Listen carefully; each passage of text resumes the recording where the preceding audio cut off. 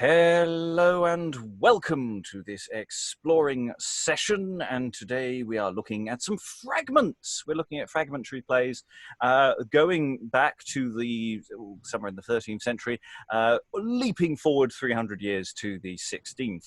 That's as far as we're going today. They're a selection of fragments, many of which we've already done on the podcast in some way, shape or form. We'll try and be a little bit different in places for things we've already done, or just find out what a different room of people find out about a text as we go. We've got two new, new, hundreds of years old. We got two pieces that haven't been on the podcast so far, and I'm quite looking forward to doing because they fill in some gaps that are really important to our understanding of the world of theatre, because sometimes a fragment of a few hundred lines or even a few dozen lines covers quite a lot of history that we wouldn't otherwise had. So joining me today, introduce yourselves as I read you. Joining us today, Sascha, introduce yourself. Hello, my name is Sascha Cooper and I'm a professional actress and performer in Brighton in the UK. And Liza, introduce yourself. Hello, I am Liza. I am a small puddle of sweat in London. And Greg. How do I better that? Hi, I'm Greg and I'm in Stratford-on-Avon. And I'm your host, Robert Crighton, and I too am moderately dripping. It is yes, it's another warm day, and we're all gonna be fabulous. I can tell. You know, we're glowing. That's what we are. Okay. So first up, we have the Cambridge Prologue. Dating for some of these early stuff is quite tricky because it's very, very old and it's quite difficult where to place it. I've got a dating range somewhere around 1250, but it might be a little later. It might even be a little earlier. Who knows? It comes in two versions. There is a Norman French version, and side by side is something in English, and you know it's old, so it's quite difficult to pass. So what I'm going to do is first of all be mean and say to Liza to read as best you can through the Cambridge Prologue, the English version. Fabulous, Robert. Would you like modern pronunciation or would you prefer Middle English? Go for Middle English. Go for it. Have a play. I can always modernize it afterwards. Yes, we'll come back. Okay. Nu sittet stille and hearkent alle that here no misthing you befalle, and sit at room and well at woe that men mocht among you go. They that be together to falle, ne mak it nacht to lode tale. It were you both muckel sham, for to let ure game. And ek, I swear ye, be this day, and be Mahoon and be his lay, if any is so hardy man that still bear him ne can, the emperor hat, that men awong, and so it him men an hong, but it were child other witless man, that none a manus witne can. And yet, he hat men sal him bind, and him beat, and sore swing. So moet ich have a Mahoon say, als ich sage you, so it shall be. Yet this lordes pays ich grede. Nu sittet stille be min rede. Amen. Okay, let's try that once again. This time, I'm terrible at French, so this is going to be a disaster. We're going to do it line by line. I'm going to do it in French, the first line. The lines don't quite, I think, match perfectly, but let's do this like the Eurovision Song Contest, and let's do this. I'll do the first line, you do the next line. Do it in a more, modernize it a little bit, and we'll pause every so often to try and get past some meaning, because there is some good stuff in here. There is. I'll modernize pronunciation, but I won't modernize words. Is that cool? Yeah, that sounds like a perfect plan. Oyez, signor, oyez, oyez. Now sitteth still and hearken all. Escutes tant cum vos poes.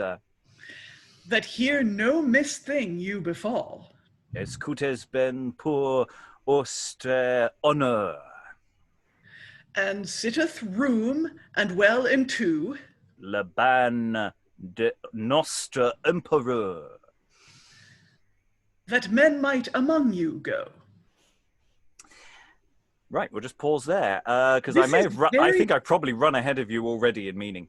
I think the text, the two texts have the order of what is said very, very differently because the emperor doesn't come up till the second half of this one. Though we have exactly the same number of lines, so this is interesting. Do you want to just read yours right through? Would that be... I don't think it's going to help anyone. Let's just go over these first 4 lines because I think let's pass it as we go. I don't want to move forward yet. So I find it very interesting that we are enforcing social distancing. Yes. Quite different reasons. So when you get a medieval play and you get a prologue or you get the start of a scene, often the first thing the character says is "shut up and listen." Mm-hmm. So sit still and hearken all, that here no bad thing you befall, and sit in a roomy way. Sit with space, and well a two. That means like into, parted into, that men might among you go. Which, so there's going to be a lot of people walking amongst the audience. Which is really interesting in terms of performance practice, right? We don't necessarily have a formal stage. So I don't know whether by the men who go among you are going to be the actors or are going to be maybe fellow audience members who might arrive late or people selling refreshments. How unlike audiences, God. But that is such an interesting little And it's from pretty much the oldest text in English that we've got. This is the first stage direction that we've got. Or audience stage dynamic we've got is basically setting the ground rules. These ground rules are, hundreds and hundreds of years old in English culture. And say English in French culture by association. But I can see this. You could say this in front of so many plays we've done. Yeah. Because I can hear it with that thought that we've had in so many plays of people moving around and taking things off members of the audience. It's fantastic. And with a few minor tweaks, it still works. Perfectly well today, and you can modernize the language a little bit, and it functions. It functions very well. There's a few bits where the syntax gets a little too jumbled and contracted and things, but otherwise it works incredibly well. Can I drop a mobile phone quote in, and then we could have it as every... there is a mobile phone moment. There is. It's perfect. It's already designed. It's in there. We'll get back to it when we move forward, as it were. We will reach it. It's fabulous. So, shall we continue in the parallel text fashion, even though it doesn't actually match at all? Yes. So, we've done the first 4 lines. Set lu denu grenur fe. Fe that they that be together in many, together falle. Canul auteur pas malais. Nay, make it not to tell lewd tale, to lewdly talk, or to lewd. It's a little bit like play, like Latin ludus, isn't it? Don't play in speech together. Yeah, do not ruin our game. Well, that's the next bit. Oh, is that in the next bit? Right, I see. Yes. To lewd tale. Yes. I've lost where I was. Fetis place. Tenuous koi. Now that's a bit like that first quatrain, isn't it? That's the make room and stay in your place. Yes, it's quite out of order because my next line is AC and tondant benamoy. So it seems that yes, we've gone back in order. Maybe it's out of order. French audiences just need to be told different things at the start. Or is the French audience classier? Is the French version for court? I suggest not. Okay. Who knows? So in English, anyway, we're reprimanding our audience. We're saying if you talk, it is shame to you. It's saying it were you both in this era. Both can also mean all. It were you both muchel shame for to let organ. So it would be much shame to you for to interfere with our play. Mm-hmm. Don't shut up again. Basically, it's sort of shut up again. Yeah. In a slightly different version. It's shut up or you're a terrible person. Yes. Yes. So where was I in the French? S'il y a nul que nois face. And eke, I swear by this day. Vécu entrant en cette place. Ah, yes, this bit is my next quatrain. And by Mahoun, and by his lay. Per nostra u ron disturber. If any is so hardy man. Prende le front sans demora. That still bear him, nay can. Et juste loins en la prison. The emperor height that men that men awong, that men grab him, that men awong. Ja, j'acquitte not pour nul rançon. And so wait him, and so with him men and hung. Yeah, I'm just going to briefly pause us there because we are on a very different line of criminal justice here, aren't we? Because I'm talking about prison and, bail conditions by the looks of it, ransoms. Whereas the English are going, if you don't listen to the emperor has given a commandment, you're all going to be hanged, anyone who disturbs our peace during the show. Which, really, I would love an announcement like that to be made in front of before today's performances. Yes. And there is a qualifier that's about to come up, which I really like as well. Yes, but before that, did you catch Mahoun? Because that gives us a hint as to who the speaker might be, right? Mm. In medieval drama, there's only a couple of people who swear by Mahoun, which is medieval English for the name of the prophet, peace be upon him. Mm.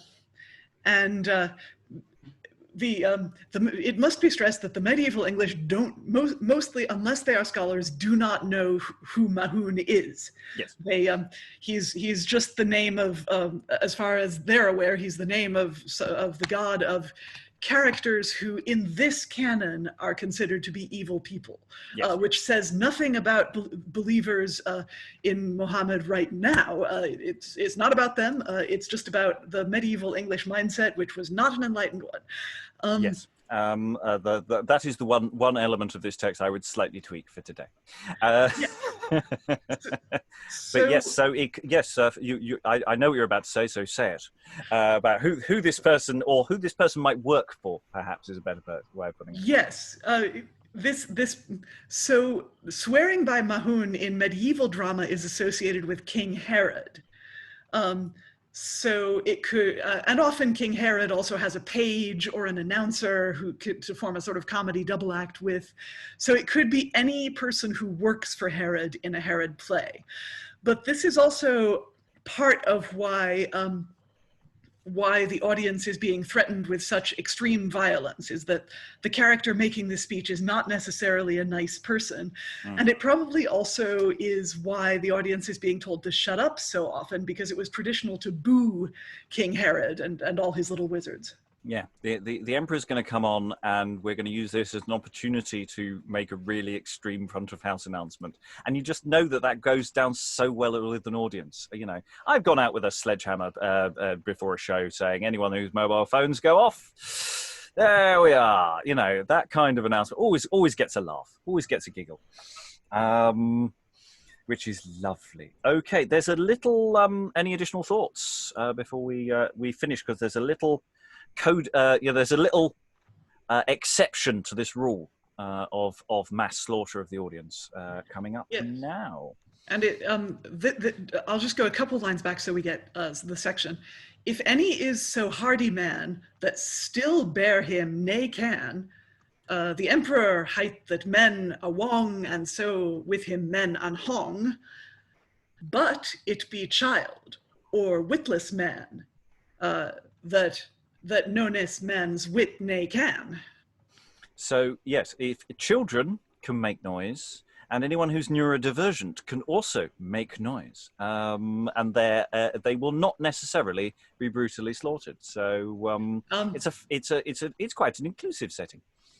Except they will be tied up and beaten, right? That's the next two lines. Well, yeah, maybe, but they'll only be beaten. They're not going to be killed. You know, it's reasonably reasonable. They're a typical family show then.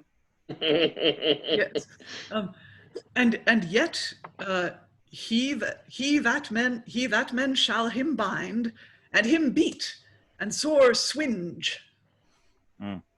Binda and swinge. This poet is maybe not quite of the standard of some of their later colleagues. You know, they're just getting it. It's early days. Early days. They'll build on this. They're building on this. You know. And of course, that still bear hymny can. The bear is probably just literally just going him that keep bear, or in our days, better bear, better bear, better bear. It's a perfect placement to make that as a mobile phone announcement. It's true, actually. Where was I with the French? I'll do a few lines because we've done a few lines in English. Quel el nous sont mohot pendu vous suaris nomot ben batu. Yes. Feke o doi amon signor c'est la ban le empereur.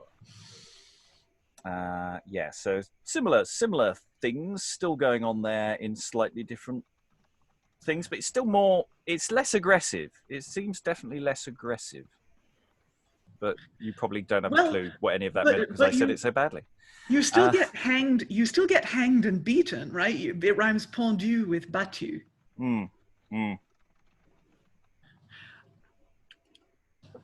So yeah, but he's got to the point later in his speech. It's not like I don't think he's returning to that. It's sort of that's the next stage. I think he started with prison, fines, and they're ending. So it seems to be a slightly different progression here.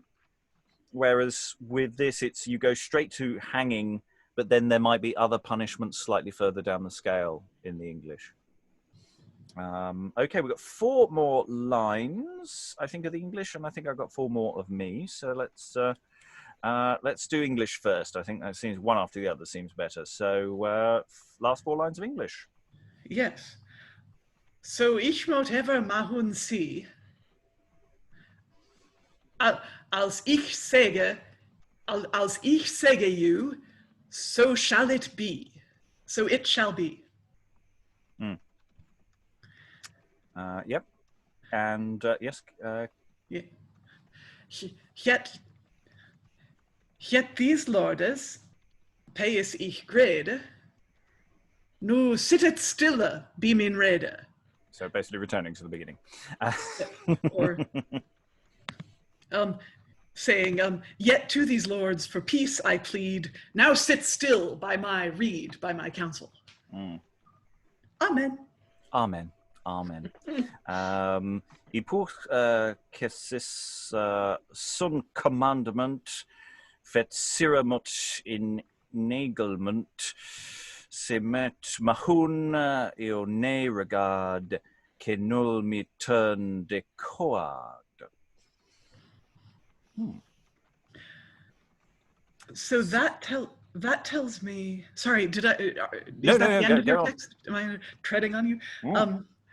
So So that tells me when your text has something about Mahun regard. So I might ever see Mahun, presumably in heaven, in their heaven.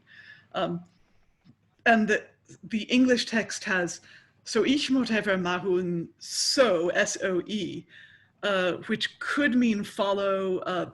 In the modernization, I first got it's down as so, S-O, but I think it's say, as in so, as I might ever see Mahun in heaven. I think als ich say you, so it shall be again.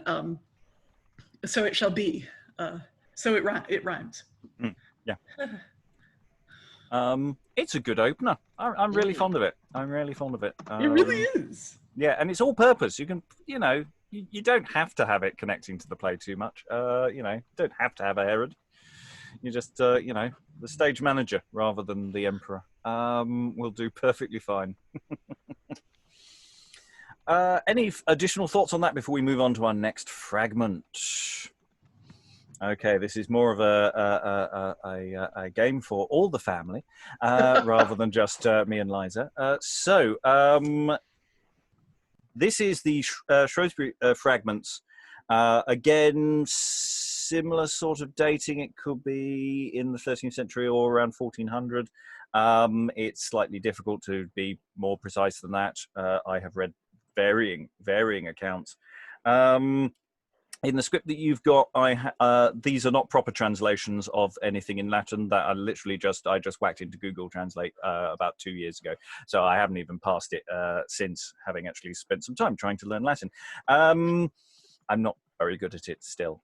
Better than my GCSE French, by the way. I'll just point out. I apologise to the French nation. So with Shrewsbury Fragments, there are 3 plays, of which what we have we have 3 little bits coming up, and I'm going to be doing the first one. Will feature 2 Marys, as it were, we have a cue script basically. And it means one of us is going to have to put all their thoughts and emotions and real life drives into saying 2, maybe 3 words at most, which is the cue for the other person who actually has dialogue. So these fragments are survivals of somebody's part that's been copied down. We don't have the rest of the script. All of the stories are quite familiar to us because they are all sort of medieval mystery plays type material.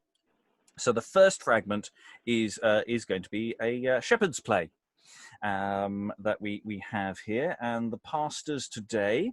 So to read the second pastor, I'm going to ask Greg if you'll read the second pastor, and I'll ask Sascha if you can read the third pastor. Third pastor is the one who actually has a comprehensible dialogue. Greg can do the non-comprehensible dialogue. I'm looking forward to the incomprehensible here, yes. Yeah, as I say, put your heart and soul into those 2 words, because, they're beautiful. And, of course, we don't have in our text even the first pastor, because it works in a very schematic fashion. So first pastor, second pastor, third pastor, presumably for a lot of the text. We have notation of where music lives, but we are not going to be touching too much on music today, because that's going to be another much more detailed thing that we'll look at another time. Liza, could I ask you to read the Latin stage directions, and we'll attempt to pass them and just tidy up what's going on with that as well. So Liza, who's currently muted at the moment, could you read to fragment A? Give us the opening Latin note that we have. Okay. My Latin is probably a little more Italian than people at the time would have spoken, but pastores erant in regione eadem vigilantes et custodientes gregem suum, et ecce angelus domini astitit juxta illos et timuerunt timore magno. So it's a bit of a précis of overall, I think, what's supposed to be happening, rather than an actual stage direction. It's literally from the Bible, isn't it? Yeah, it's the Bible quotation. And there were in the same country in Regione Eadem, and there were in the same country shepherds abiding in the fields, keeping watch over their flocks by night. And the angel of the Lord came upon them, and they were sore afraid. I hear Handel when I read that. Okay, so yes, that's the useful thing for whoever had this copied was the Bible reference. So if you wanted to go back and check your part's motivation, you could nip and ask the local priest and say this bit. I'm channeling my inner shepherd. Yes. A lot of plays have this kind of notation of additional, to say, this is pucker from the Bible. Here is the bit. So you know what's going on. Anyway, second and third pastor, let's start this Dardarist fest. Wait, Tim! Tell on. The night. Brother, what may this be? Thus bright to man and beast. At hand. Why say ye so? Warrand. Such sight was never seen before in our jury. Some marvels will it mean that mun be here in high. A sang. Ye lie both by this light, and raves as reckless roys. It was an angel bright that made this noble noise. Sorry. I got so excited I've lost me. It's only 2 words. No. Well, no, I pressed a button and I somehow lost the I'd feed you the line, but it would be the whole line. Sorry, they made this number. A prophecy. He said a bairn should be in the burr of Bethlehem born. And of this minds me, our fathers found before. Jews king. Now we may see the same, even in our pace pervade. The angel named his name, Christ Saviour, he said. Not rave. Yon brightness will us spring unto that blissful bower, for so as shall we sing to seek our Saviour. And Latin next, Liza, who's muted at the moment. Transeamus usque Bethlehem, et videamus hoc verbum quod factum est, quod fecit Dominus, et ostendit nobis. We can assume that maybe there's a gap of some action occurring. Continue second pastor, please. The law. For nothing thus as dread, but thank God of all good, this light ever will us lead to find that freely food. I mean. And that I mean is presumably a cue in for this next Latin bit, which I think is a cue in for music. Salvatorem Christum Dominum infantem panes involutum secundum sermonem angelicum. So they greet Christ the Lord, a baby lying in a manger, according to the words of the angel.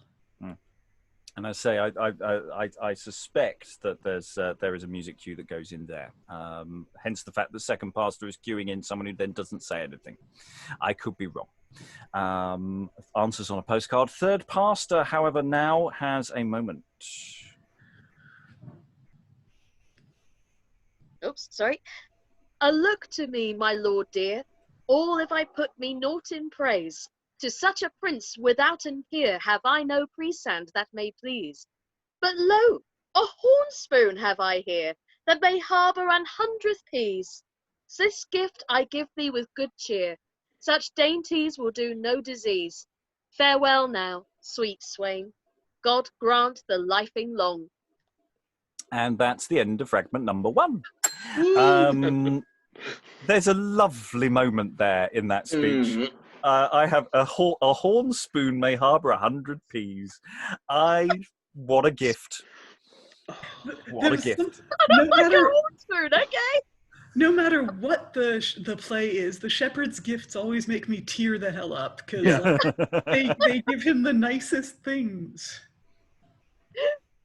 I now want to get 100 peas and find out how big a spoon that actually. I know. Is it yay big? Might be sort of a ladle or something. Yeah. Yeah. But this is Okay. absolutely accurate for the time. They did make cutlery and also a lot of other things out of steam bent layers of cow's horn.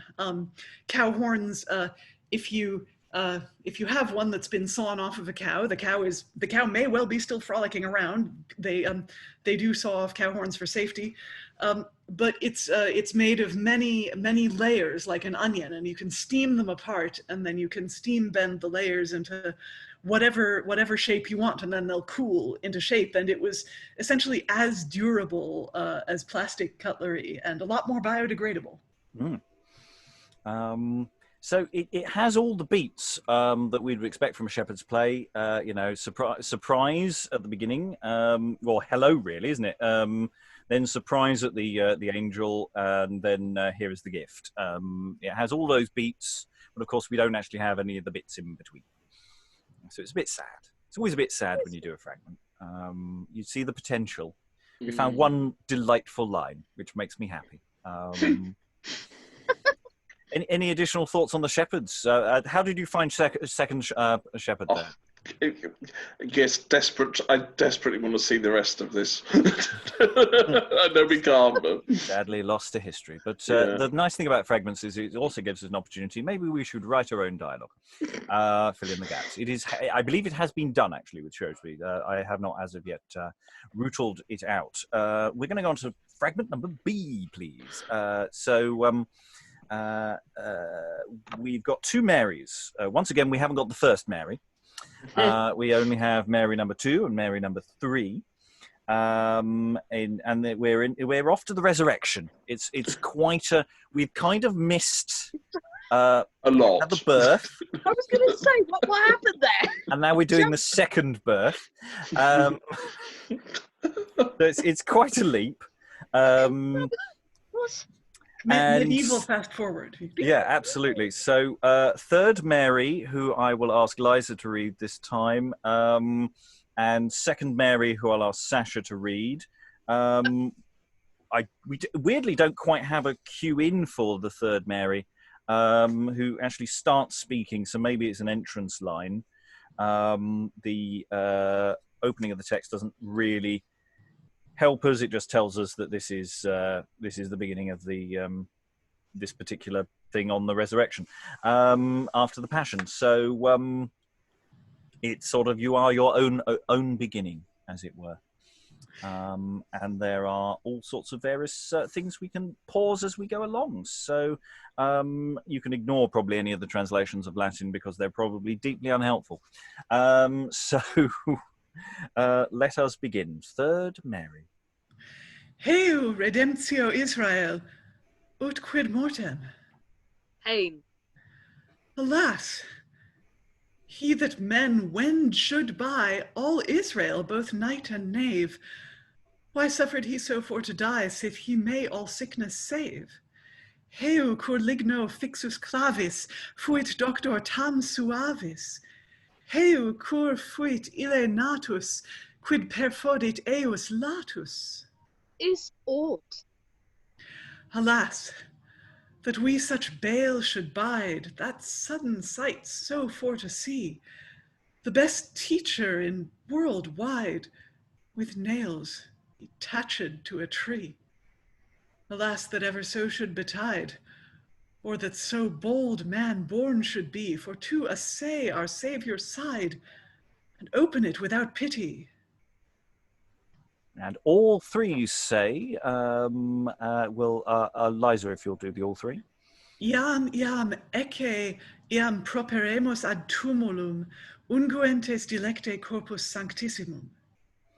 And they approach the grave, and they're singing all together again, Liza. O Deus, quis revolvet nobis lapidem ab hostio monumenti. And the dialogue now continues. Second Mary. Him laid. He that thus kindly us has kenned unto the hole where he was hid, some succor soon he will us send at help to lift away this lid. And it's labelled as a second speech without any cue. I don't know if it continues or whether there's some unspoken thing. I think the resurrection happens between those. Minor details when you're handing out parts.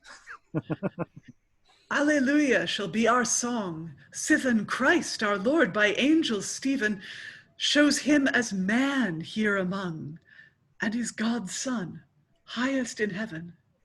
Was gone. Surrexit Christus spes nostra, precedit vos in Galilea. Christ is risen, witness we by tokens we have seen this morn. Our hope, our help, our heal is he, and hath been best sith we were born. If we will seek him for to see, let's not this lesson be forlorn. But go even unto Galilee, there shall ye find him you beforn.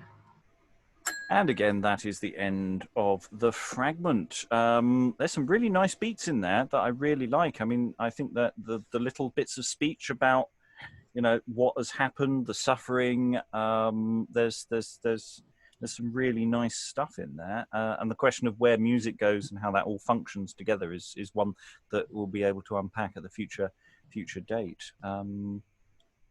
You know, best teacher in the world wide with nails attached to a tree. I mean, it's I like the teacher element. Yes, and that's pretty much a direct translation of the foregoing 4 Latin lines.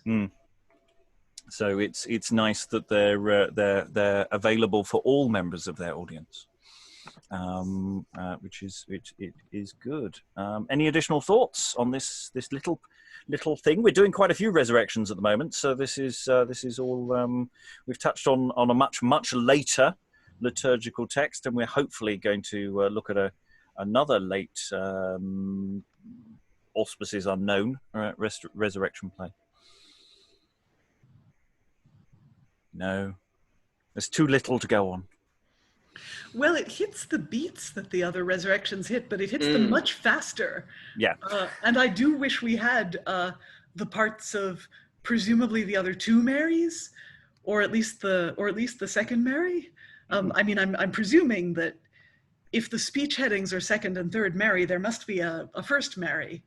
One would assume, in the same way as I'm assuming there's a first shepherd somewhere. And it's really interesting to think. I mean, some of the Latin is biblical quotation, some of the Latin is poetry. It rhymes. And I mean, is the Latin sung? Are some of the Latin bits Gregorian chant? If so, that might indicate that this play were being done by choir boys, but there's no way to know. Well, it's that interesting thing that we've got the script for Mary 3 and Shepherd 3.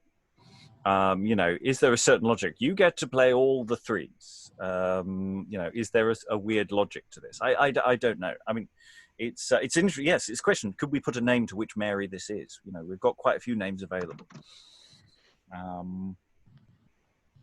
Okay, we have one more fragment, Fragment C. This is the Lucas and Cleophas portion of the narrative. We do have a brief appearance by Jesus. He says a lot in this version. And so, Liza, if you could be Cleophas, Greg, if you could be Luke, and Sascha, if you could be Jesus, please. Okay. I'd say huge part for you, because this is the script for Cleophas, who gets to say a reasonable amount, I think. There are questions about who's saying what. The opening of the text seems to be something that's perhaps being sung in unison, rather than be it by any individual, but I think we'll go with Cleophas can do that as well. So yes, it opens with a song. So go chorus. Infidelis in cursum populi fugiamus Jesu discipuli, suspenderunt Jesum patibulo, nulli parcent eus discipulo. Fast to flee. But if we flee, they will us fang, and full fellly they will us flay.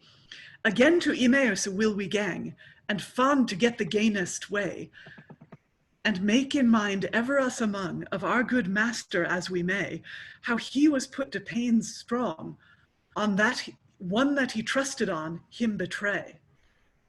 But again, By women words well wit may we, Christ is risen up in good array. For to ourself the sooth said he, where we went in this world away, that he should die and dolven be, and rise from the death the third day, and that we might that sight now see, he wisse us, Lord, as he well may. sorry, I've done it again. Reason right. Et quomodo tradidurunt eum summi sacerdotes et principies nostrae in damnationem mortis et crucifixerunt eum. Right is that we rehearse by row the matters that we may on mean, how priests and princes of our law full teenly took him them between, and damned him without an awe for to be dead with deal bedeen. They crucified him, well we know, at Calvary with cares keen. Raced. Dixerunt etiam se visionem angelorum vidisse, qui dicunt eum vivere. The women greet, for he was gone, but yet they told of marvels mo. They saw angels standing on the stone, and saying how he was farin them fro. Sithen of ours went full good wone to see that sight, and said right so. Therefore we mourn and makes this moan. Now wot thou well of all our woe. In peace.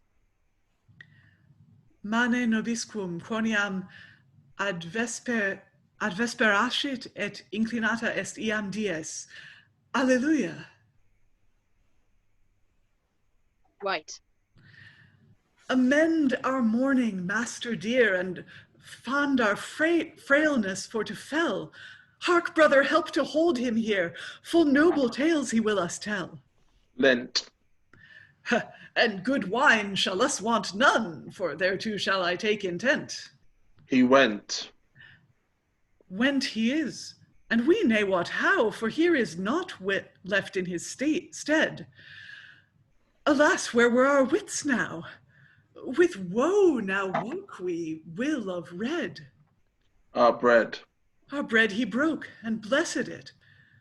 On mould were never so mazed men, when that we saw him by us sit, that we could not conceive him then. Aye. Quid agamus vel dicamus, ignorantes quo eamus, qui doctorem scientiae et patrem consolationis, amissimus. God estate. We shall them tell without entrain, both word and work how it was. I see them sit semen in a plain, forth in apert dare I not pass. And wife. We saw him whole, hide and hew.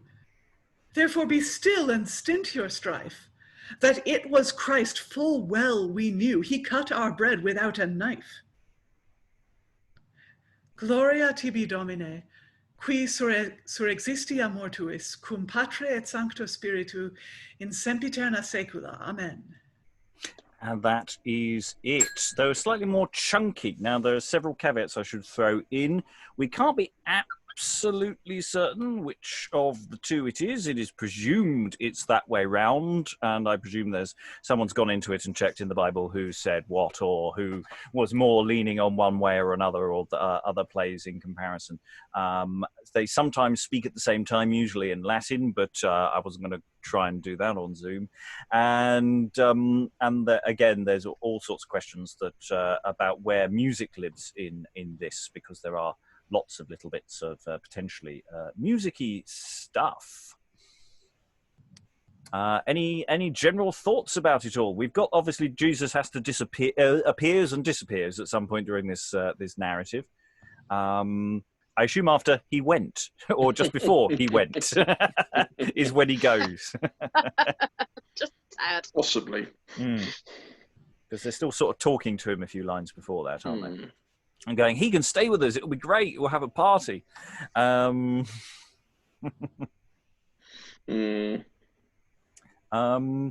So yes, it essentially it's that tricky thing of trying to find discussion points on something when there is so little here.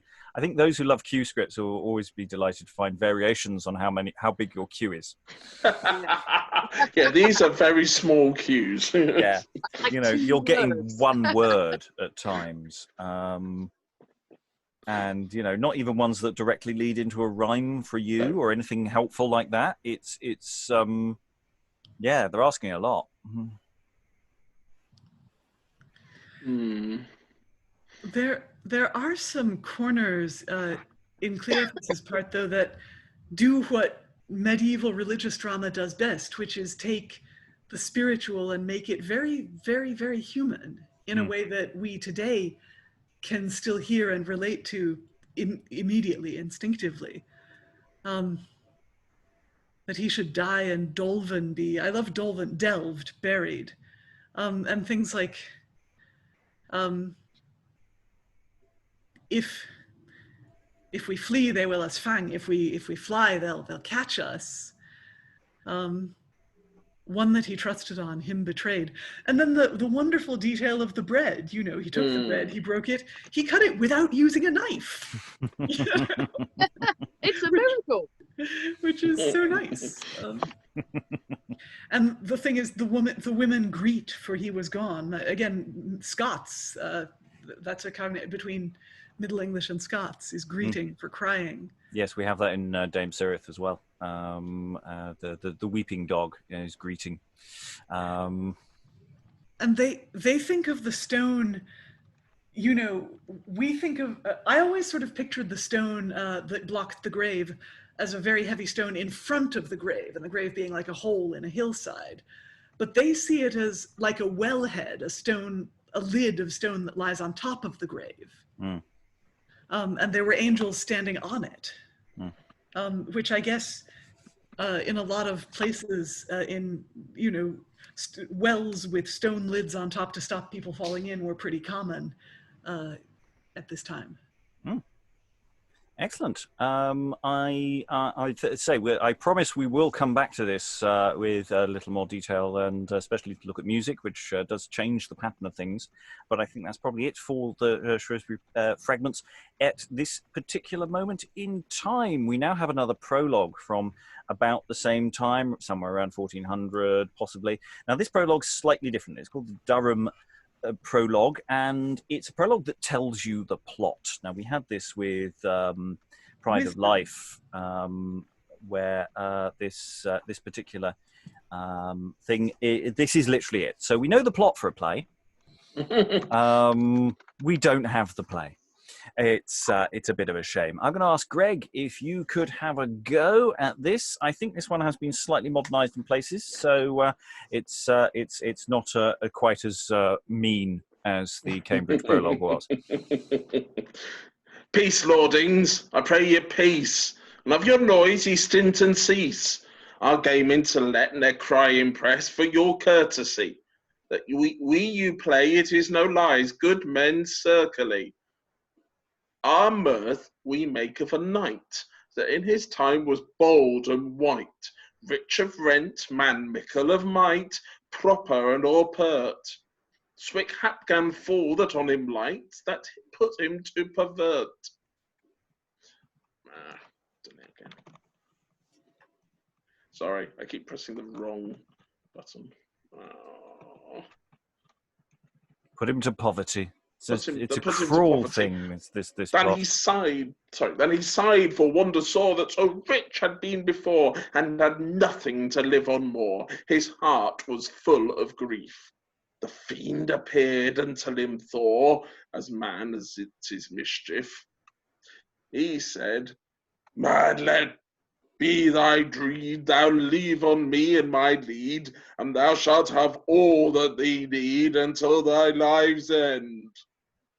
Particularly as we could read of Mary mild than was his meed. Mary had of him pity, until her son she kneeled on knee, said, "Son, yon body give me, I challenge be right." Thus through the fiend's paucity bored she the knight. Me needs you no more to tell. Oh, this thing, how it did befell. But ye shall hear, and ye would dwell. How that it shall be played, he keep you all that harried hell, and sithen upstayed. And that's the prologue. It's quite exciting. I quite like this one. You know, it's someone suddenly gets terrible poverty and goes, you know, and the devil goes, "Aha! I can help you out there." It's that sort of proto Faustus thing, but then it's that detail of Mary had of him pity, and to her son she kneeled on knee and said, "Son, yon body give me, I challenge be right." You know, is she?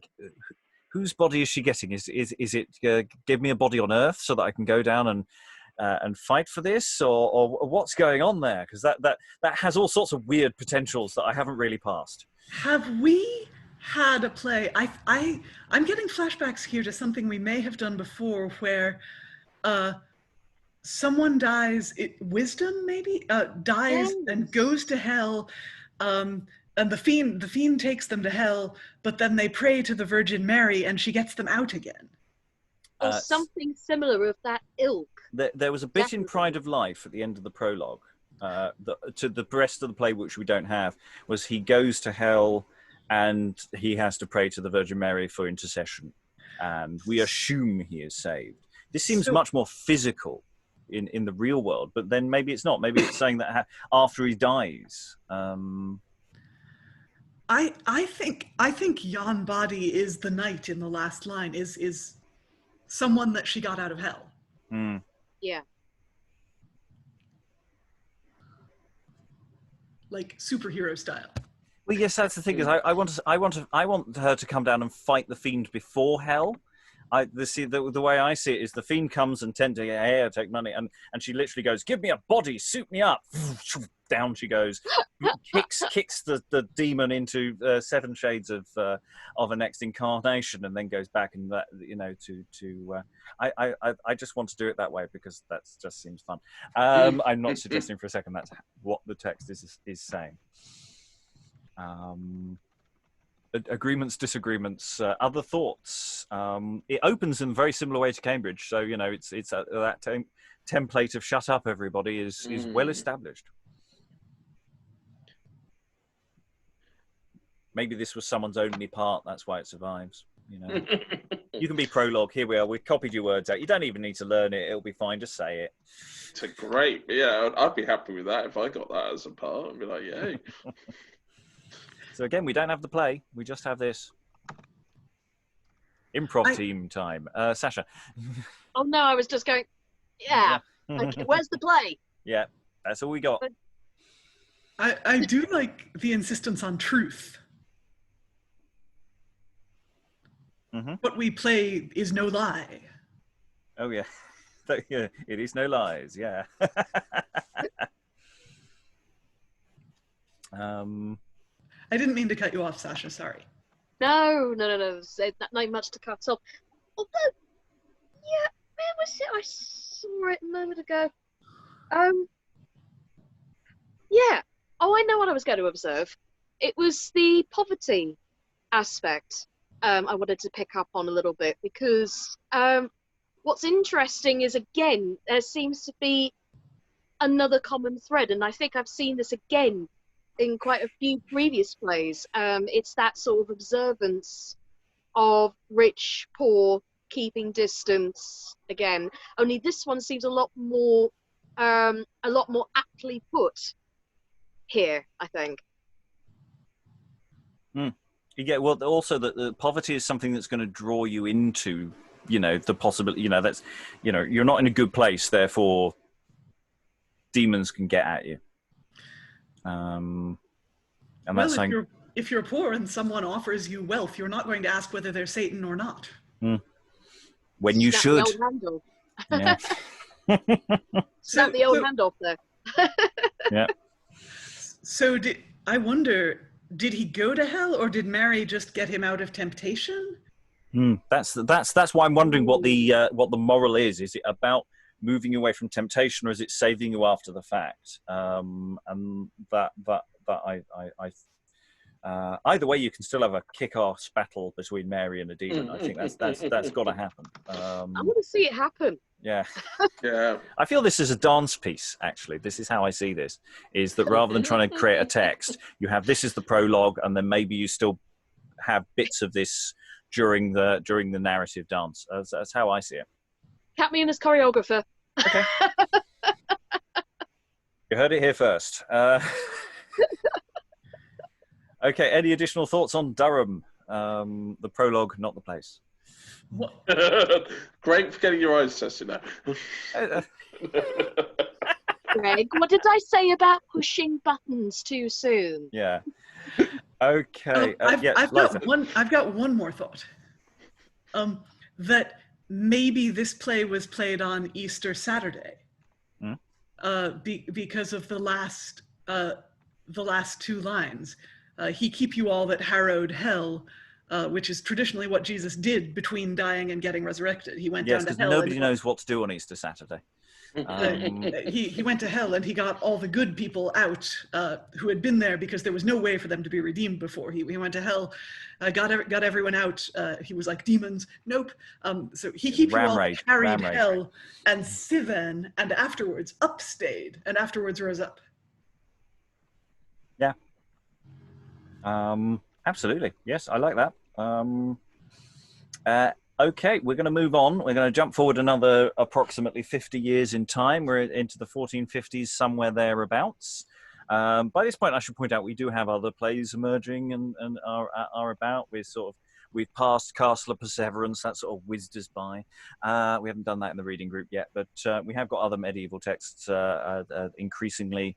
We're sort of orbiting York, the extant text we've got for York around about here, I think.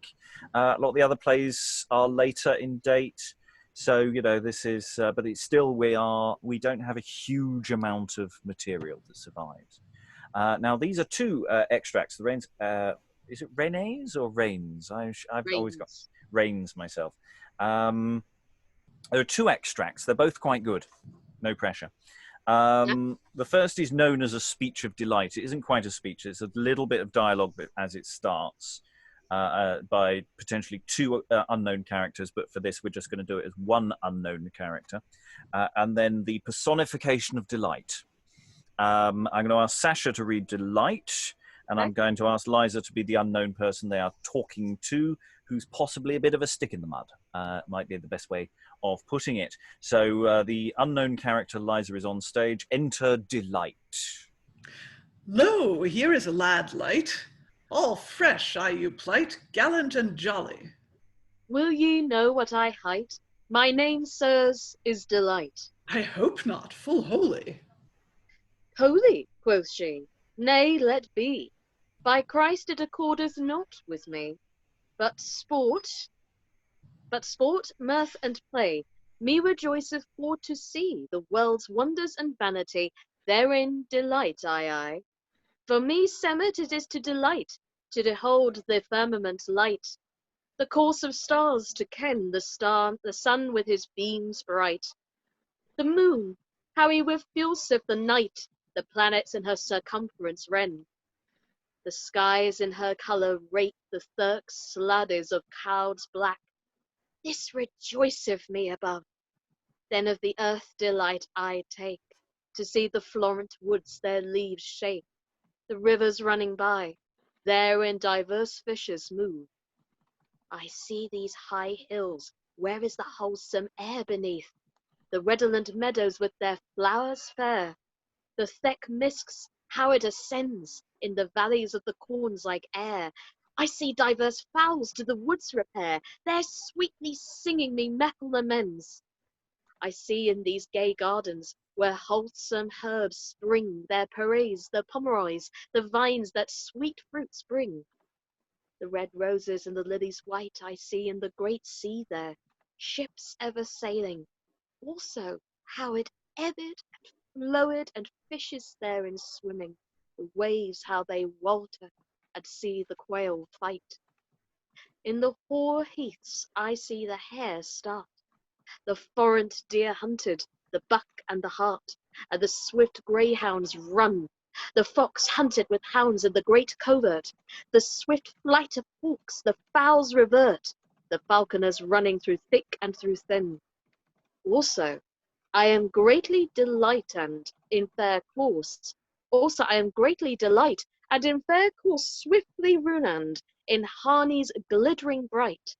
Stately houses beheld and glassed with stories, glass and pinnacles full of flags glorious dight. Precious array that pleaseth me greatly, the sweet musician in diverse melody, the comeliness of each creature, and the beauty of women specially, with their white paps popped up greatly, they passeth all other, as me semet in show. Me seeing how these salacious sits, therefore in them all my delight is so sovereignly she above all. This world so preciously pight is therein delight with all my mirth is as for well most special. And thus ends the speech, which I think is lovely, though there is a cautionary note to be had out of it. Just a note, I should have warned you in advance, the ands at the end of theirs, they're sort of functioning as ings, greatly delighting, swiftly running. Okay. And they aren't they are, but you know, it's sometimes ends. Right, so they weren't. So that's not a typo then. No, not a typo. That is Okay. that's and you know, there's no guarantee that the words were actually structured that way. That just once you're stuck in that rhyming thing, you just keep going with it. I wasn't sure whether it was a typo or not, so I was like, okay. Yeah. No. I should have warned you. I apologise. It's okay. Don't worry. It's fine. But there's lots of things. I mean, the thing is, on some level, we suspect this is a cautionary tale that you should not take so much delight in things. Maybe you're going too far in having fun. But that doesn't mean that some of the stuff in this is not just really glorious. You know, someone who really enjoys nature, breasts. I found it interesting that it went in the same order as the creation, right? Because we start with the firmament, we get the sea, the land, then animals and birds, and then people, and then boobs. Yeah. Well, it could have been worse. It could have just said boobs. Oh yes, and there are women attached. It did start the other way around, which is, you know, reassuring. For you know, it's yeah. There's a lot in this speech that works really well. Yeah, that just pops out at you, literally. Popped up prettily. I mean, prettily, okay. Yeah. But if we're following the order of creation here, then when we get to woman, people are naturally going to think the next thing that happens is temptation and the fall. Right? Whatever, you know, how you like them apples or whatever.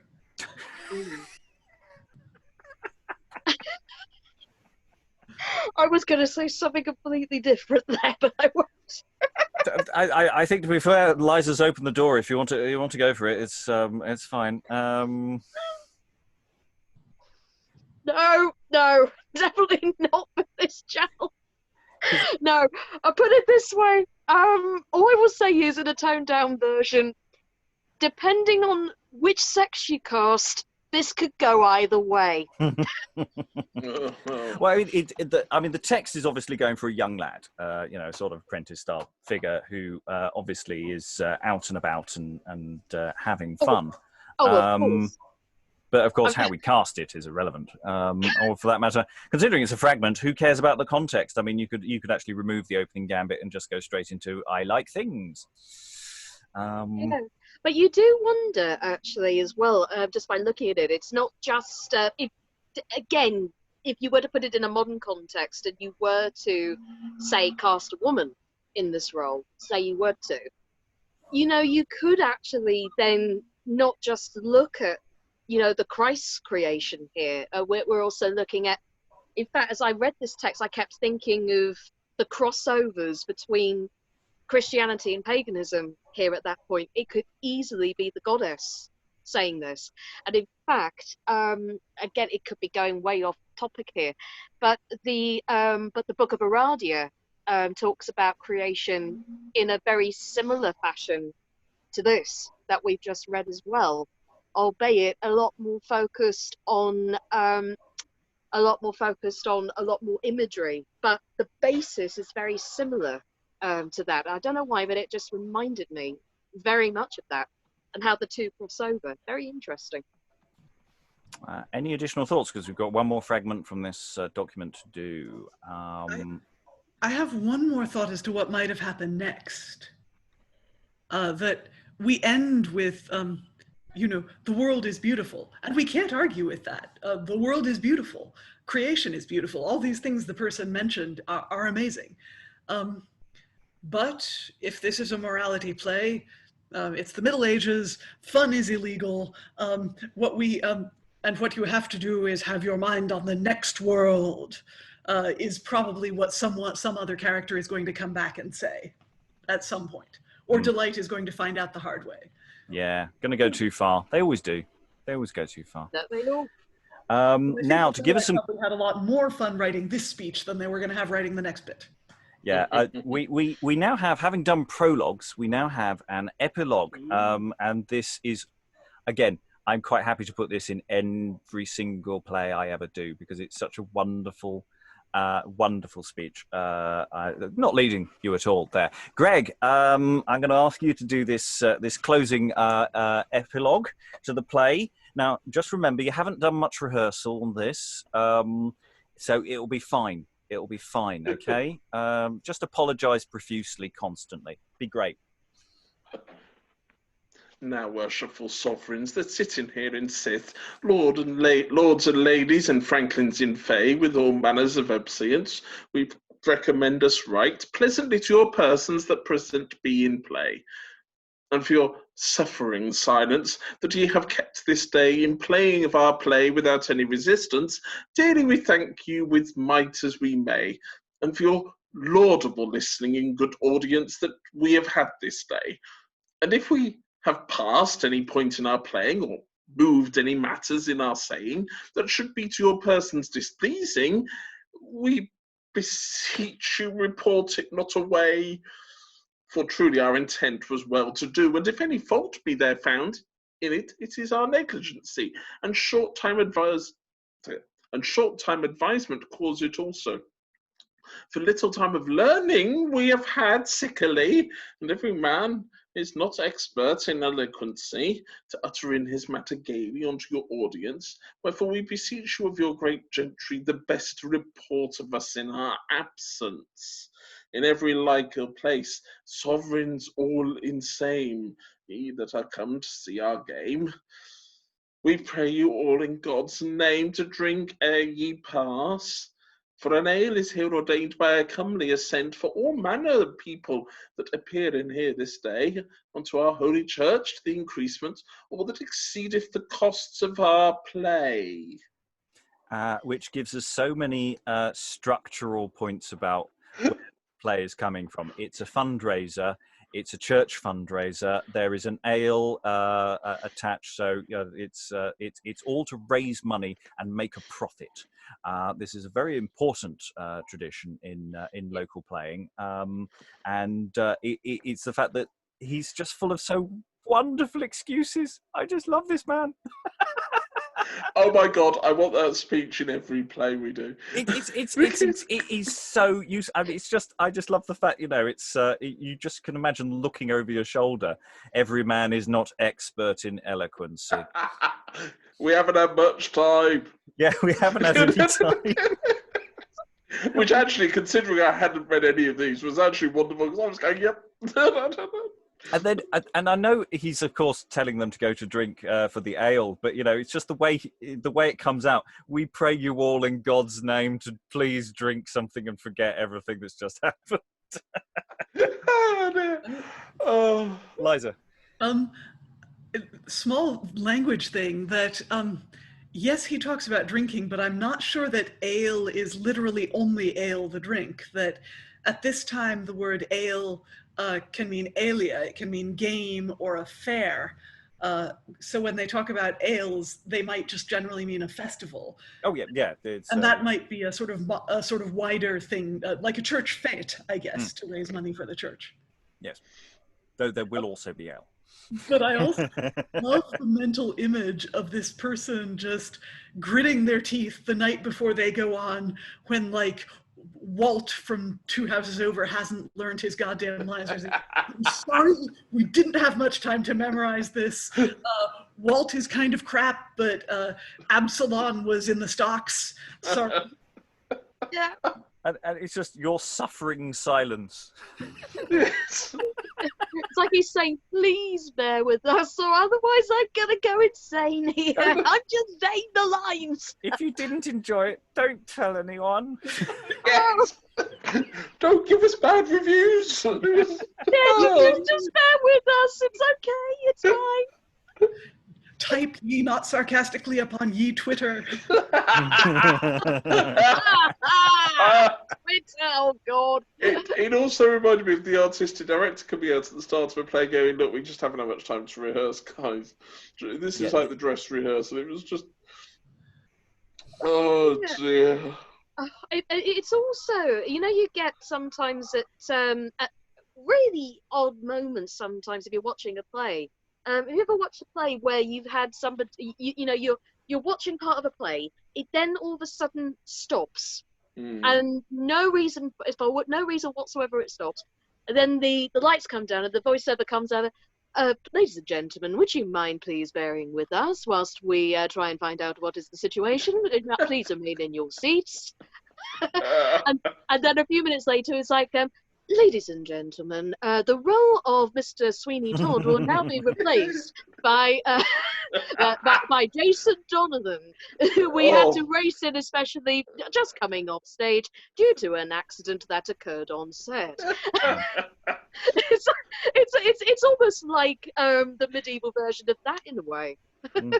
I can't tell the story, but I'll tell it off this, that there is actually a speech that this reminds me of, I've heard by somebody. Yes, we will, however, move on, because I think I know where you're going.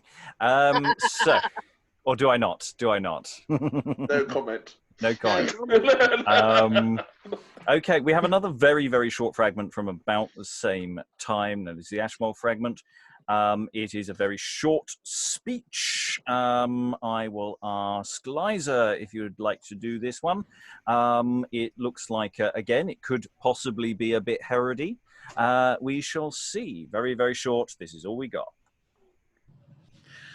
Sure, Emperor, dread ye no thing. If there be any fresh gaddling that would you grieve with anything, in word or in deed, by the beard I shall him take, that his skull shall all to crack, and his soul from him take, and roast him over a gleed. O Mahund, thou great God and true, lowly and lovely and also meek of hue, offer to thee I will new a dagger, which is good and fine. And that's all we've got. Yes. Delicious. And he's down as Secundus Miles, second soldier. Some weird sacrificing thing going on. Well, it may be an extension of the same game where people always boo Herod, or possibly in this case even Pilate. Yeah. Yeah, good thing. Saying, if anyone's booing you, I'm gonna set him on fire. Oh, it could be, maybe it's Herod and the other Herod and Slaughter of the Innocents, where you would got soldiers going out to do some actual killing with swords and things. So maybe it's something like that. Could well be. But yeah, beard I shall him shake, and that his skull shall all to crake, and That's pretty powerful, beard shaking. Yeah, it's nice chap. Well, Rob, the only one with a beard here is you. Well, nascent beard. Do not shake my beard, please. Okay, that's from around 1500. ish. So we're now into the early modern period. We've crossed the Rubicon, people. We're no longer in the medieval. We're now rattling forward. Printing is now much more regular. Plays are getting printed, and these fragments now are from printed plays of which we only have bits of the printing. And this is one we've very much done quite a relatively extensive little look on the podcast, but it's so short I couldn't resist doing it now. It's known as T, D, and G, or Tom, D, and G, or D, G, and T, or anyway, any combination of that. People have great names for this fragment. We know it as Tom, Dick, and Gary. Because there are three characters. We know their initials. We know the name of Tom, Tom's not. They've been doing nasty things to Tom. He's not very happy with the other two who try to talk him round. That's the context. This is the end of the play as far as we can tell, or the end of a scene. So, Greg, if you can be D, Liza, if you could be Tom, and Sascha, if you could be G, please. This is an epic tale. This is incredibly long as the fragments go. Okay, and go D. Marry Tom, such points God sent him many. Well, go to, mark on, your marks bear can I, till we shall once be even, I trust. Nay, Tom, all malice laid in the dust, and since we have drunk all of one cup, shake hands like friends, all quarrels give up. Yea, by my soul, and since the pain is past, let us be merry and care away cast. What else, Tom? Since we have leave to play, let us be merry all this long day. And here they sing, Hey Nonny Nonny, Nonny, nonny. and go forth singing. The words that terrify all early modernists, the sound of the words, now they sing, Hey Nonny nonny. Nonny. Oddly enough, we've already had that this week, actually. We had a Hey Nonny Nonny in Res Publica, and there is one in Hayward Play as well. So it's and we're in around 1531, by the way, people. That's approximately where we are. Dates are getting a little more precise. Does that mean this play is anonymous? Oh! No. This is an area. Yes, okay. So it seems to be a say they've done something horrible to Tom. I don't think there's much to say, but it's a lovely little piece. Yeah, nice little thing. I don't know what to do with some of these fragments. There's part of me wants to do a sort of installation piece where you just have to keep trying to do it differently again and again and again until you lose the will. Not very long, only a few lines long. The next one is even more exciting. Again, pretty much the same date, somewhere around 1531-ish, and it's known as Courage, Kindness, and Cleanness, or variations on the above. We call it the Flight of Concupiscence. Because of what happens. I'm going to play Concupiscence. So, Sascha, if you could be Courage, Greg, if you could be Kindness, and Liza, if you could be Cleanness, please. And I am Concupiscence and Stage Directions. So, at the beginning of this, Kindness comes in, who is a woman. Shall we three join in unity to cheer these guests? Oh, my troth, yea. Cleanness comes in, and Concupiscence stealeth away. Not so, my friends, hear me speak, mum. Where is Concupiscence become? My presence hath put her to flight. Where cleanness doth in place appear, there is Concupiscence gone quite. Straightforward. Yeah, there's a sort of vampiric quality to Concupiscence in this, which I quite like. It's just the idea that cleanness appears and it's just literally... No, get out of here. Her cleanness with cleaning products. Yeah. Bang! And the Concupiscence is gone. Oh. He's not the devil. He's a dirty boy.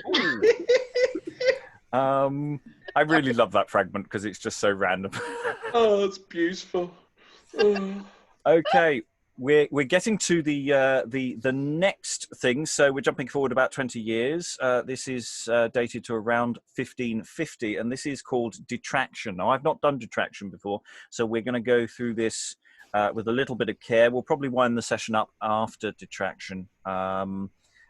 Because, as I say, there's a certain amount of passing. You'll notice in your scripts, people at home won't see this, that there are various ... dots. That's where damage exists either mid-page, so that there might be a line missing, or it may indicate that there is a larger break between pages. I think there's basically 2 leaves either side text, and this is how it has been reconstructed to a degree, though ordering may vary between the 2 pages, and we may disagree what order everything goes.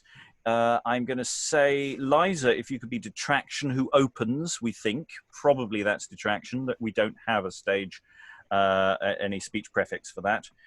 Liza, if you could be, not Liza, Sascha, if you could be Light Judgment, and Greg, if you could be Verity. And that's all we have in this play, 3 people.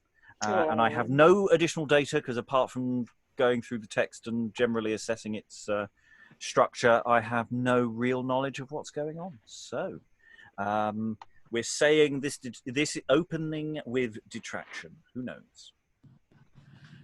As to confound and cast to ground both man and child. As for you and me, our apparel changed must be. This array is too wild. And by St. James, both our names must be of more gravity.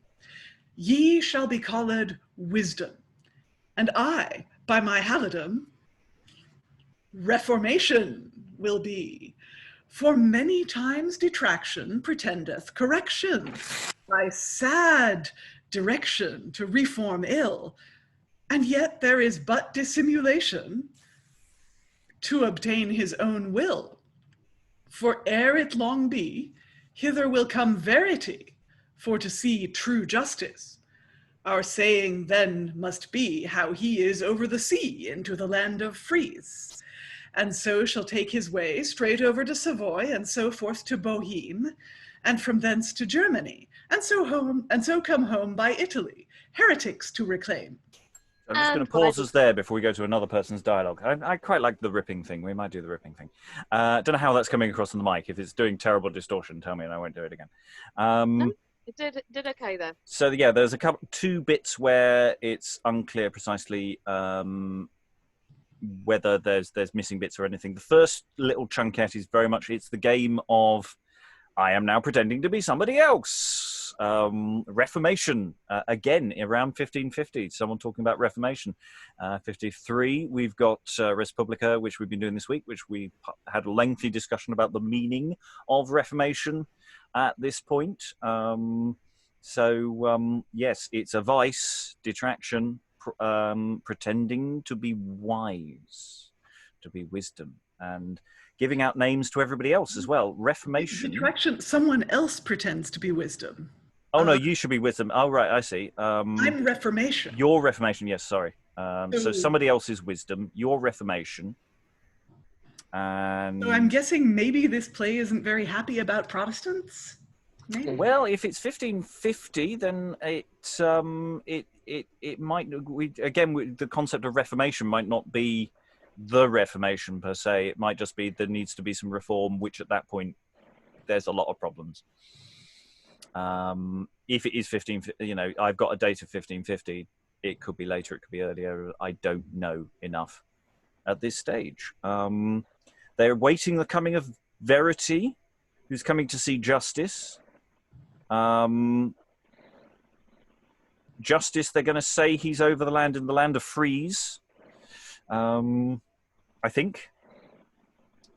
And so the idea is Verity will be sent on a long journey. Is that the idea? A wild goose chase across the continent? Is that the idea? Say so. I'm just passing this as I'm scanning it. So does that sound right? It does sound right. And maybe these were all places where there were heretics that he's sending them to. Okay, lovely. So, yes, home by Italy, heretics to reclaim. So, yes, that's what the other side is doing. They're going to reclaim heretics in Italy. So the enemy of this character is a Protestant, which means this character is a Catholic, which means that they're anti-Catholic, the play text. Have I triple negative that right? I don't know. Because you could make a case for heretics. There were certainly people whom Catholics would have considered heretics, and some Protestants might have considered early Protestant heroes. There were certainly those in Bohemia. There were certainly some in Germany, in Frisia and the Low Countries. So I don't know. Without more context, it's harder to say. Yes. So, but anyway, that's the sort of logic that we have to do. The enemy of mine enemy is the point of the play, kind of thing. Because these are bad people, therefore. What they're against is good. Brain hurts. Okay. So we now have Light Judgment. Light Judgment almost immediately gets a potential textual issue, whether this first line follows on to the next. And I will put noises in here. We'll let this run through a little bit. Okay. And by the way, here and there, to confound Luther and all his whole rabble, and left word by you and me, that to him should verity hie him in all haste possible. But when this matter is broken, it must be holily spoken, and with a fair face thy words must be sure, and they countenance so demure, as though that Father Grace from heaven were come down in his own person, with angels great and small. How now come in our chamberer, that we apparelled were, according to our tale. One bringeth them apparel. If we handle it with word and countenance wisely. As well as we may, let us essay to do it diligently. Oh, Lord, what rumour and what business, how grievous slander, what defamation, what disorder, what wrath and unkindness daily is had in communication. There is no regard, nor no repetition, but each man other putteth to excession. Though through like judgment and vile detraction, if justice will not provide remedy, I fear in haste each man shall other kill. Of blood and kindred in faith no point at all. Well, sirs, I perceive ye be friends of justice and me, and of virtue substantial. In our absence, see how that detraction do not, nor yet like judgment, the people put in fray, but ever as ye may, let them have punishment. And at our return again we shall see to your pain, as ye shall be content. Of them, and ever doth renew his mischief hard, wherefore commonly he judgeth untruly all men as ill as he. Then to detraction he giveth instruction of many a knavish sentence, and none other ground by them can be found but their own lewd conscience. By God that me bought, they have been both naught all their life days, and in especial detraction, worst of all, a knave at all assays. No counsel can he keep, but rather in his sleep ever forth it shall. He goeth among women, and looketh what they can chat first of all. As it cometh in his mind, he slings into the wind. Take it up who will. I would a pair of shears had clipped away his ears, it were good him for to kill. Or would ye do no more but a hole prettily bore even with a bodkin, and tie it with a thread, then he should not indeed so largely talk. For now and then, like a woman, his tongue doth ever walk. Why will women talk so largely? Women be jabbering and also blabbering with loud voice and high. To women certain. And I think we could probably be glad that they don't finish the sentence. Probably. Oh, I want the rest of Verity's part. Do you want the I rest want of the rest Verity? of Light Judgment. That was glorious, that speech. Mm. There's a lot of good stuff there. I mean, it's where there was that the two speech prefixes. I'm assuming that there is also there's a big break at that point, or something there, rather than just you've got two speeches one after the other. It might be that the previous two lines were somebody else's. There's an awful lot to parse out of this. Let's I mean, Detraction's got some nice material as well about talking, dissing himself, just going, "Oh, that Detraction. Oh, you can't trust him. Oh." Yes, and that Detraction can never keep anything in confidence. Detraction sprays everything. And of course, you know, that's what happens with ill repute. People just keep talking about it.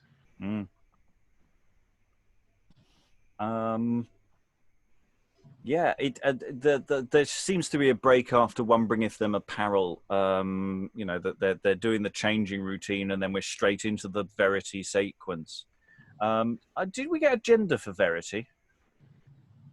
Because they're talking against women at that point. So are we assuming that Verity is supposed to be a man?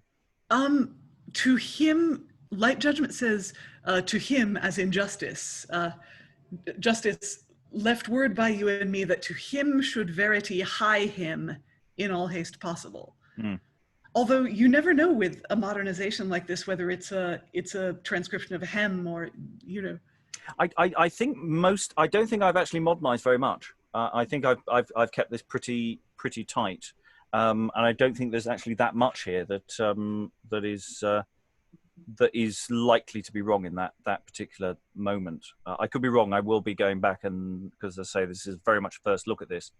The reason I ask about Verity's gender is we have got a play that's sometimes known as the with a Lady Verity in from almost exactly the same period of time. I don't think they're the same play, but they're from the same sort of Marvel universe of morality plays, and so I'm just interested in that sense. In almost every language other than English, Verity is gendered feminine. So it's just interesting if they're dissing women in front of a woman is an interesting thing.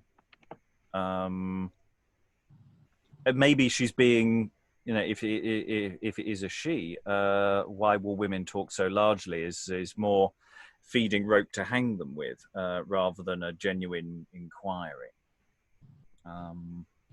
Could it be that Verity's in disguise as a man? Because otherwise they wouldn't be talking that, you know, she wouldn't be responding in that way, possibly.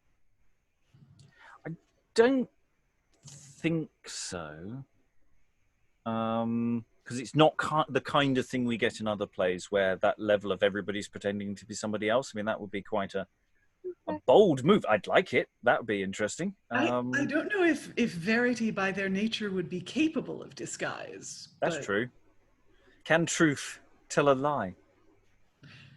I mean, that's why, you know, all the art of truth emerging from her well to shame mankind. She's always naked because truth is naked. Well, there's a costume point.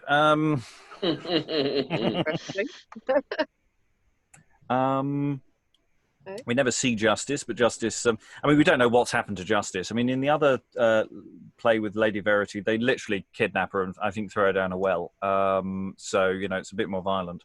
And I've been meaning to go back to that now that I've seen Verity is in this. So I think that's also a fragmentary play. So even though they're different fragmentary plays, they're touching on similar material and might make a show thing.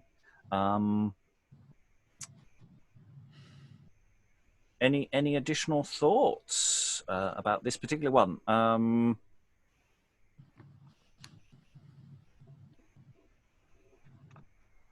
Hold prettily bore, even with a bodkin, and tie it with a thread. I think that might be a reference to sewing someone's lips together. Clipped away his ears before that. So, and there's a lacuna in the text. So, it might be that we've missed the operative term there. A bodkin could be a small knife or skewer, but it could also be a sewing needle. Yeah, I know. I think you're absolutely right. They're talking about justice, Or no, are they talking about? No, they're talking about detraction. You're talking about yourself as should have his ears clipped away and then tie up his mouth. That's disturbing. That's asking for a really nasty ending for Detraction. If they get to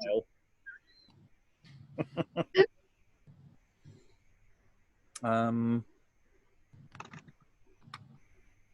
So Verity's not very happy because there's all sorts of grievous slander, defamation happening everywhere. Things are not going well. Verity is clear that truth is being undermined.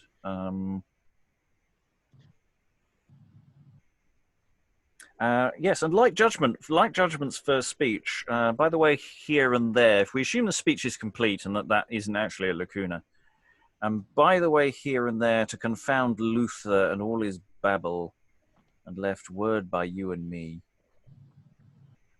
that to him should verity.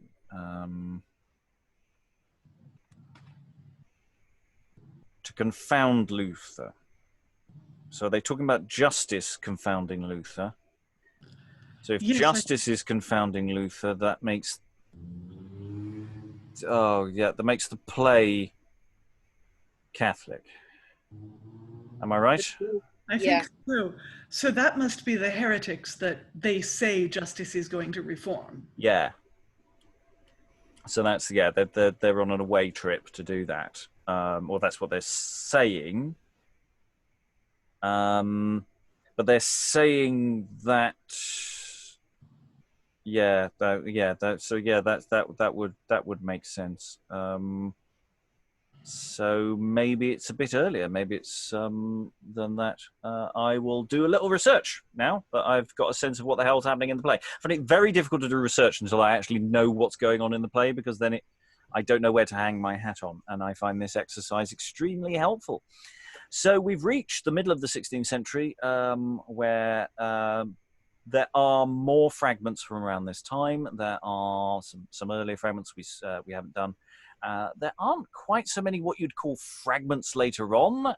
We've definitely got lots of material about plays and alternative pitches and all sorts of material, which we will look at again in the future. We've got some quite chunky bits which we've not been able to do today. We haven't got around to looking at one we've already read before, The Cruel Debtor, which is on the podcast. I kind of wanted to do it in this forum because it's by William Wager, and that's the last fragment, last bit of William Wager material that we haven't done in these YouTube sessions, but it's on the podcast, so it's not actually that important. We've already had a little look at that. So any final thoughts in the room about just the general things we've learned from this fun with fragments? Greg, any thoughts? Not that I can think of, no. But you did enjoy. You had fun. I loved it. I just want to go and dig in gardens and find the rest. Sascha, any final thoughts? Not really. Good fun to read and kind of kept me guessing. It would be very nice though if we had the whole play. That would be nice. But it is that thing. Well, we've already commissioned. We've got a short ballet happening. Could be contemporary dance, so long as it's narrative. We're using the epilogue in every show we ever do. Yeah. And we're probably going to use bits of those prologues for other things as well. So, we've got good material here. I mean, God only knows what we do with concupiscence, but, nobody really knows what to do with concupiscence. It's sits in the corner humping somebody's leg. Liza, any final thoughts? Yeah, I mean, I think I'm really glad I came to this session because we've been through some really... just as theater history, we've been through some really interesting bits. I love that epilogue. I feel your pain, long ago director. Mon semblable, mon frère. Just there have been some moments that are just marvelously human. And I think that's, it's important when we study people who lived in the pre-modern era that, they are people, they are us. They're us with a lot less technology, but they had technology to the best of their ability. Yes. Well, I, as ever, will continue championing fragmentary pieces because that's what I do, and I particularly want to do more with these across mediums in different ways. Hopefully, we'll do another fragment session anon. But all that remains is to thank all the readers for today. Thank you very much, and goodbye. Bye. Bye.